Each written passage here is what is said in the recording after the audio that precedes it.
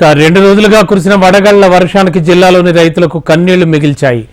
ఈదురుగాలులతో కురిసిన అకాల వర్షానికి సిద్దిపేట జిల్లాలోని మొత్తం 2800 ఎకరాల్లో ఉన్న వరి, మొక్కజొన్న, మిర్చి, కూరగాయలకు పంట నష్టం వాటిల్లింది.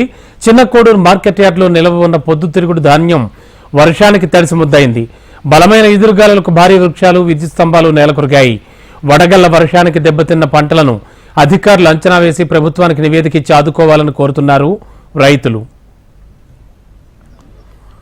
జిల్లాలోని మొత్తం 2800 ఎకరాల్లో పంటలు దెబ్బతిన్నట్లు వ్యవసాయ శాఖ అధికారులు అంచనా వేశారు. పంటలను చూసి రైతులు కన్నీటి పర్యంతం అవుతున్నారు.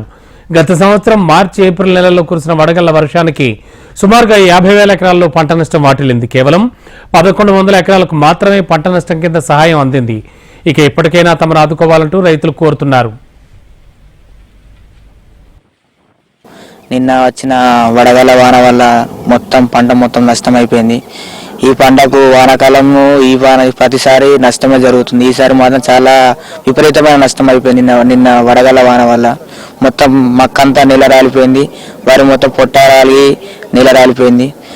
దీనికి ప్రభుత్వం ఏదైనా మాకు ఆర్థిక సాయం చేయాలని కోరుకుంటున్నాను.